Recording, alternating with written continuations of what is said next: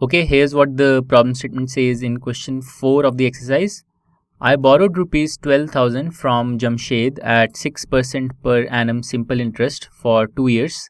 So I borrowed money at simple interest. The rate of interest was 6% per annum and the time period was 2 years. The principal amount was rupees 12,000. Had I borrowed this sum at 6% per annum compound interest, what extra amount would I have to pay? So if I had borrowed the same amount of money at the same rate of interest, but instead of simple interest, if it was compound interest, the question asks me what extra amount would I have to pay. The reason I have to pay extra in compounding is because compounding leads to a higher total amount for the same rate of interest and the same time period. So let's actually calculate the total amount for both the simple interest and the compound interest situation and then compare what the difference is. So we will calculate the total amount for the simple interest scenario and as well as the compound interest scenario. Okay. Now in the simple interest scenario, the total amount will simply be A will be P times 1 plus the rate of interest, so R by 100 times the time period. So this is how we will calculate the total amount in the simple interest situation. So let's plug in the values and see what we get. So the principal amount is 12,000 and we have the rate of interest as 6% per annum. So 6 by 100 into 2. The time period is 2 years. So we get 12,000 into 6 into 2 is 12. 12 by 100 is 0.12 and 1 plus that is 1.12.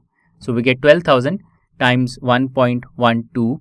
So this is equal to 13,440. So the amount that I will have to pay back to Jamshed in the simple interest situation is rupees 13,440. Now let's do the same calculation but for the compound interest situation.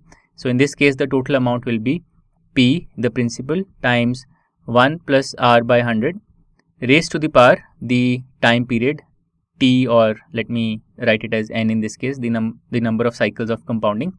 So let's plug in the values once again. So P is 12,000 and we have 1 plus R by 100. R is 6.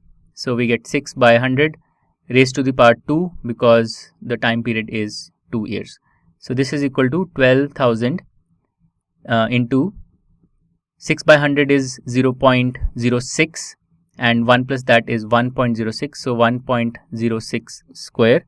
What we can do is we can calculate 1.06 square first. So this is equal to 1.1236 and then we can multiply it by 12,000. We will get 13,483.20. So the amount that I would have to pay back to Jamshed if it was a compound interest situation would be rupees 13,483 and 20 paise. So now if you compare the two amounts, 13,440 and 13,483.20, clearly I would have to pay an extra amount in the compound interest situation. And how much is that extra amount? Simply subtract the two quantities. So the difference will be this amount minus this amount, and you can calculate this difference easily. This will be 43 and 0.20. So in the compound interest situation, I would have to pay Jamshed rupees 43 and 20 paise extra compared to the simple interest situation. So this is the answer to question 4. To learn more about how Cuemath can help you crack school and board exams, explore Cuemath Leap, a live online classroom program run by highly experienced and committed teachers.